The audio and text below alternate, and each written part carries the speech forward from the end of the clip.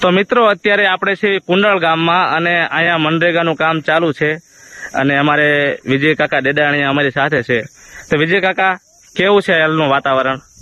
હાલનું વાતાવરણ એવું છે કે આ બરવાળા તાલુકાનું કુંડળ ગામ છે, જે ગામની અંદર મનરેગા યોજના અંતર્ગત જે ખાળિયા ખોદવાનું કામ ચાલુ છે. ખાસ કરીને તે અમારે મે અને જૂન, જુલાઈ આ 3 મહિના એવા હોય છે કે જે લોકોને રોજગારીનો સ્કોપ બિલકુલ ઓછો હોય છે. એવા સમયની અંદર 100 દિવસની રોજગારી જે સરકાર આપી રહી છે, એ રોજગારીનો પૂરેપૂરો ઉપયોગ કરી અને ગામના તળાવ ઊંડું કરવાનું કામ ચાલુ કરી, જેથી કરીને તે ગામના પાણીના સ્ત્રોત વધે છે અને ગામની અંદર પાણી તળાવની અંદર ભરાય બાદમાં ગામના ડાર અને ઢોર માટે બધા માટે ખૂબ ઉપયોગી થાય છે. સરકારની આ યોજના ખૂબ આશીર્વાદરૂપ છે અને 100 દિવસની રોજગારી જે મળે છે એમાં લોકોનું પણ ગુજરાન ચાલે અને એને અમારા ગામને ઘણા બધા પાણી ભરાવાથી ખૂબ ફાયદા થાય છે.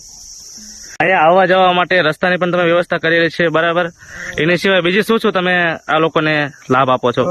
રસ્તાની વ્યવસ્થામાં એવું છે કે આખું વગડો હોય છે અને ગામથી 2.5 થી 3 કિલોમીટર આ મારું તળાવ આવેલું છે, જ્યાં લોકોને વ્યવસ્થિત કેડી બનાવી અમે મજૂરો તે શ્રમિકો સાથે જ રહી અને કેડી બનાવી અને ત્યાં અમે ખાળિયા ખોદવા માટે જતા હોય, તળાવ ઊંડું કરતા.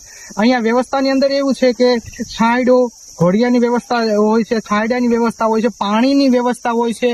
પછી જે ડોક્ટર તરફથી અમારે જે પીએચસી સીએચસી તરફથી ફર્સ્ટ કીટ આપવામાં આવે કે જે ડોક્ટરો પણની ટીમ પણ સતત અહીંયા ખડે સ્ટેન્ડ બાય રહેશે. સાથોસાથ ઘણા દાતાઓ અને સંસ્થાઓના સહયોગથી અલ્પાહાર કે જે ઠંડુ પાણી છે, છાશ છે, શરબત છે, નાસ્તો છે, એ અવારનવાર અહીંયા આવતા હોય છે અને ખૂબ લોકો આનંદિત અને શ્રમિકોને ખૂબ મજા આવે છે આ કામથી. તમને ખરેખર મનરેગામાં લાભ મળે છે? મળે છે.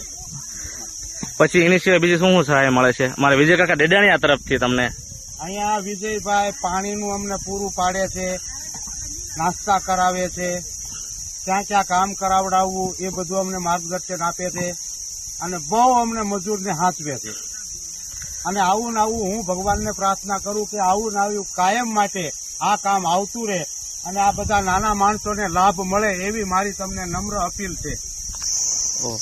આવી છે 12 વાગે ભરે છે અને સાસ પાણીનું શરબત બધું અમારે એની માટે અમારે બહુ સારું છે. અને વિજયભાઈ માટે તમારે 2 શબ્દો કઈ કહેવા હોય તો? વિજયભાઈ કેવા માણસ છે? ગરીબ માટે તો બહુ કેમ કે આમ પણ ઉનાળામાં કોઈ આપણે કામ હોતું નથી, આપણે હાવ ઘરે બેઠા હોઈએ છીએ, બરાબર? ટૂંકમાં તમે સંતુષ્ટ છો ને આ કામથી?